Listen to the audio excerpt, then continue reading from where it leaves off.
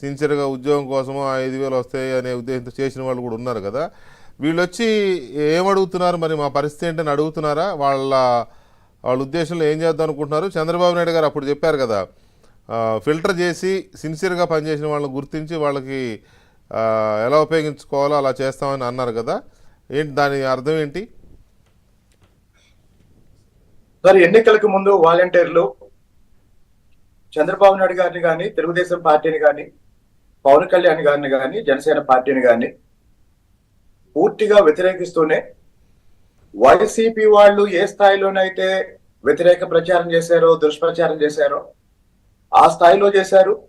దానికి ఒక పరాకాష్ట ఏంటంటే వీళ్ళు పవన్ కళ్యాణ్ గారి మీద కేసు కూడా పెట్టారు. అవునవును, తర్వాత అవును, అమ్మాయిలు కనపడలేదు అనే దాని మీద కేసు పెట్టారులే. వాళ్లే ఇప్పుడు కొడాలి నాని మీద లేదా కొంతమంది వైసీపీ నాయకుల మీద కేసులు పెట్టి వాళ్ళేదో అమాయకులైనట్టు, వాళ్ళకి ఏం తెలియనట్టు నటిస్తున్నారు. గతంలో వైసీపీ చేసిన అరాచకాల్లో వాలంటీర్లది కూడా క్రియాశీలక పాత్ర.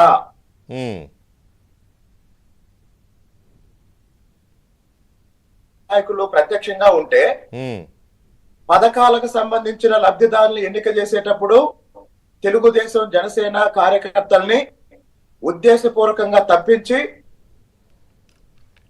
అర్హత లేకపోయినా వైసీపీ నాయకులు చెప్పిన వాళ్ళ పేర్లు రాసి ఇప్పటి వరకు ఖజానాకి ఎన్నో రకాలుగా నష్టాలు కలిగించడంలో వాలంటీర్లది ప్రధాన పాత్ర అండి. కాబట్టి వాలంటీర్ల విషయంలో జాలి పడాల్సిన అవసరం లేదండి. ఓకే ఓకే, అది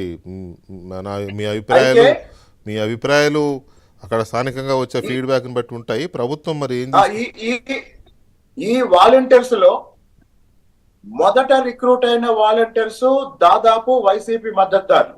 దాదాపు ఏంటి, వాళ్ళే ఓపెన్ గానే చెప్పారు కదా. విజయసాయి రెడ్డి గారు చెప్పారు, అప్పటి హోమ్ మినిస్టర్ చెప్పారు, అంబటి రాంబాబు లాంటి వాళ్ళు చాలా మంది చెప్పారు మా వాళ్ళే అని.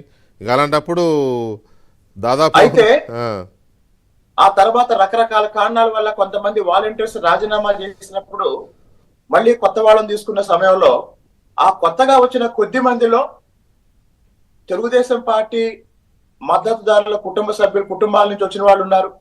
అలాగనే పవన్ కళ్యాణ్ గారి అభిమానులు ఉన్నారు. వాళ్ళు చాలా తక్కువ సంఖ్యలో ఉన్నారు.